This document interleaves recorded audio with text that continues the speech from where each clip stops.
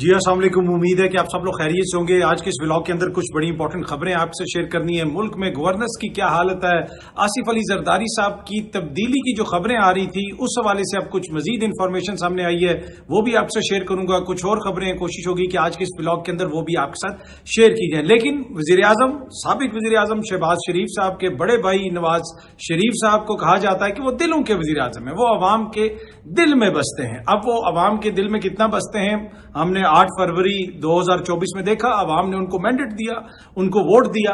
اسی وجہ سے اب جو مختلف اسپتال ہیں جہاں پہ دل کے وارڈ ہیں یا کوئی نیا دل کا اسپتال بن رہا ہے، تو حکومت کی کوشش ہے کہ سارے ایسے منصوبوں کے نام نواز شریف صاحب کے نام پہ رکھ دیں کہ وہاں پہ دل کا علاج ہوتا ہے عوام کے دلوں میں، تو ویسے ہی نواز شریف صاحب رہتے ہیں۔ تو بہتر ہوگا کہ تمام اس طرح کے وارڈز جو ہیں، اسپتال جو ہیں، کوئی بھی یونٹ ہے، اس کا نام نواز شریف صاحب سے منسوب کر دیا جائے، تو یہ سینس بناتا ہے۔ اس لیے کہ دلوں کا وزیر اعظم ہو اور دلوں کے اسپتال اس کے نام پہ نہ ہو تو یہ بات تو نہیں بنتی۔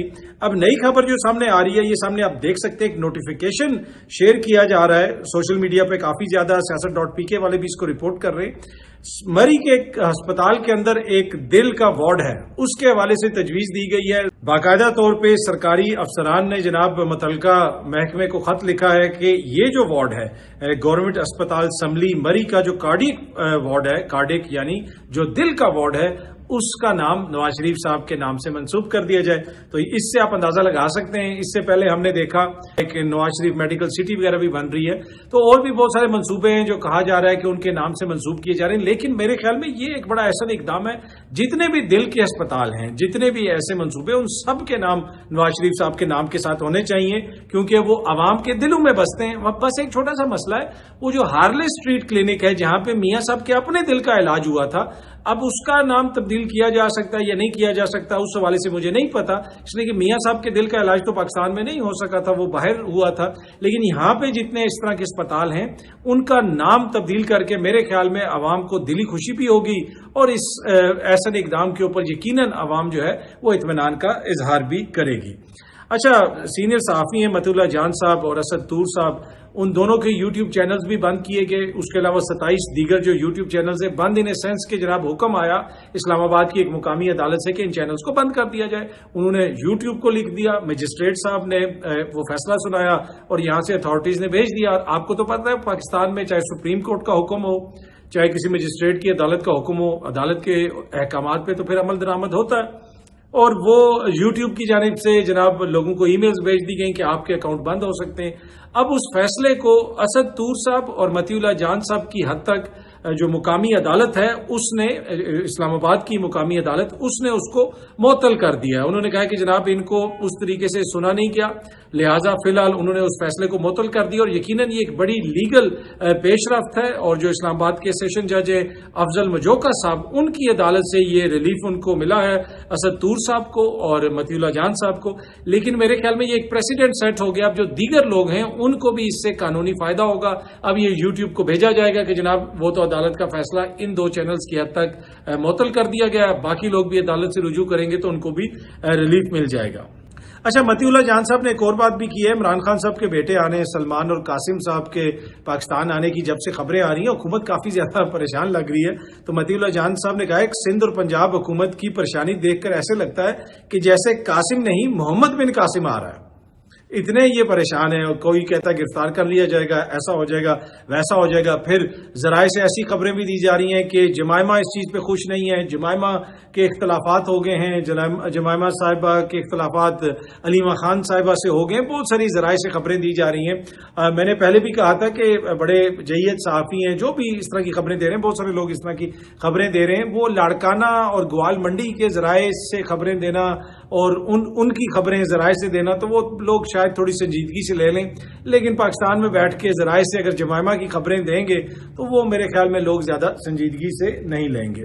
باقی خان صاحب کی فیملی کا مسلسل رابطہ ہے، خان صاحب کی بہنوں کا بھی رابطہ ہے، خان صاحب کے بیٹوں کے ساتھ بھی رابطہ ہے۔ پچھلا بھی جو ان کا انٹرویو ہوا تھا اس میں بھی ٹائم اوپر نیچے کروایا گیا، مشاورت ہوئی۔ اس دن عمران خان صاحب کی بہن جو مل کے آئی تھیں عمران خان صاحب سے، نورین نیازی صاحبہ، ان سے میری خود بات ہوئی، میں نے ان کو ایک ٹی وی چینل کے لیے انٹرویو بھی کیا۔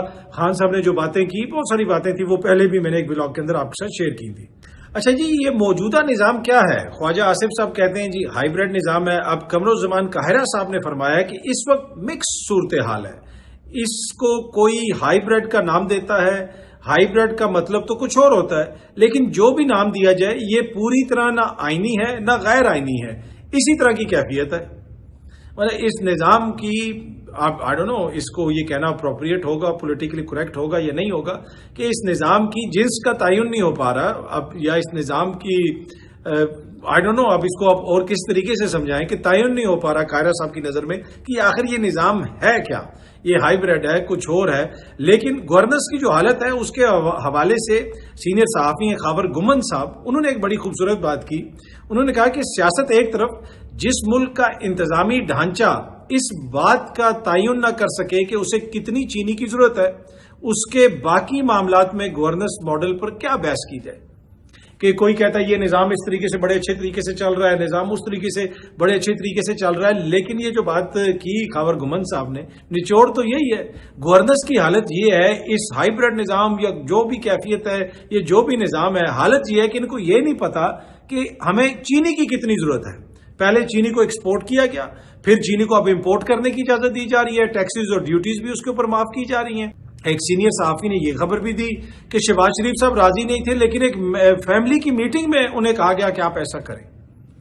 یہ اب واقعی اس نظام کی کیفیت کا ہمیں تو نہیں پتا کہ یہ کون سا نظام ہے کہ جہاں پہ فیملی بیٹھ کے کہتی ہے کہ بھائی یہ چینی امپورٹ کرنے دیں آپ، یا چینی ایکسپورٹ کرنے دیں آپ ملک کے وزیر اعظم کو. یہ سینئر صحافی محمد مالک صاحب کی خبر ہے. تو اس نظام کے اندر آپ گورننس کی کیا بات کریں؟ آپ کو اتنا ہی نہیں پتا کہ ملک کے اندر کتنی چینی کی ضرورت ہے یا کتنی چینی کی ضرورت نہیں ہے، تو باقی ساری چیزیں تو آپ چھوڑ دیں. باقی ساری چیزوں میں کیا کچھ ہو رہا ہوگا اس کا اندازہ آپ خود لگا سکتے ہیں. اچھا، سینئر صحافی آصف بشیر صاحب، انہوں نے ایک خبر دی ہے ڈپلومیٹک انکلیو میں پانی کھڑا ہے گزشتہ چند روز سے، اور انہوں نے یہ بتایا کہ جو سرینا انڈر پاس 40 دنوں میں بنایا گیا تھا اس کی وجہ سے ڈپلومیٹک انکلیو میں 4 فٹ پانی جو ہے کھڑا ہے، اس کا نالا جو تھا وہ کہیں پہ دب گیا ہے. وہاں سے جو پانی ڈرین ہوتا تھا ایلیجڈلی مبینہ طور پہ وہ نالا دب گیا ہے، جس کی وجہ سے 5 ممالک کے جو سفارت خانے ہیں ان کے سامنے پانی کھڑا ہے، وہ ڈوبے ہوئے ہیں. انہوں نے وزیر اعظم کو بھی شکایت کی ہے، اور پچھلے 5 دن سے کشمیر ہائی وے بند کر کے، جی ہاں جی، کشمیر ہائی وے بند کر کے نالا ڈھونڈا جا رہا ہے، مگر نالا مل نہیں رہا. وہ تو بڑے ویسے ماڈل ٹائم کے اندر، بڑے تیز ٹائم کے اندر محسن نقوی صاحب کی زیر قیادت وہ بنایا گیا تھا انڈر پاس، اوور پاس، جو کچھ بھی فلائی اوور وہاں پہ جو ساری چیزیں بنی تھیں. لیکن اب یہ صورتحال ہے، اور بھی بہت ساری ویڈیوز میں دیکھ رہا تھا صحافی شیئر کر رہے تھے ڈپلومیٹک انکلیو کی کہ وہاں پہ پانی اندر اس طرح کھڑا ہوا ہے جہاں پہ غیر ملکی سفارت خانے ہیں. اور لاہور کے اندر تو آپ کو پتہ ہی ہے کہ پانی کھڑا نہیں ہوا، اس لیے کہ وہاں پہ تو آپ کو پتہ ہے وہ فوراً باہر جا کے بغیر پروٹوکول کے لوگ چیزیں دیکھ لیتے ہیں. اور وہاں پہ میں نے آپ کو ایک بورڈ بھی دکھایا تھا، وہ واسا کی ہیلپ لائن تھی، اس پہ یہ آپ دوبارہ بھی دیکھ لیں. یہ تصویر نہیں، اصل میں یہ ہیلپ لائن کا مقصد ہے نا لوگوں تک. تو میرے خیال میں یہی والا بورڈ ایک ڈپلومیٹک انکلیو میں بھی لگوا دیا جائے ہیلپ لائن کا کہ جناب ادھر کال کر لیں، تو شاید اس سے تھوڑا سا افاقہ ہو. تحریک انصاف کی جناب وہ ریلیز وغیرہ آج تھوڑی بہت نکلی ہیں. حیدرآباد میں بھی کچھ لوگ باہر نکلے اور وہاں پہ ویڈیوز وغیرہ بھی شیئر کی جا رہی ہیں پاکستان تحریک انصاف کی جانب سے. اس کے علاوہ بلوچستان میں بھی انہوں نے کوئی جلسہ وغیرہ کیا ہے، وہاں پہ بھی لوگوں کو متحرک کرنے کی کوشش کی جا رہی ہے. تو پورے ملک میں پاکستان تحریک انصاف جو گراس روٹ لیول ہے وہاں پہ وہ اپنے کارکن کو، لوگوں کو متحرک کر رہی ہے پاکستان تحریک انصاف. اور ان کی خواہش ہے کہ 5 اگست تک ہم ایک بڑی اور متحرک تحریک جو ہے اس کو آرگنائز کر لیں.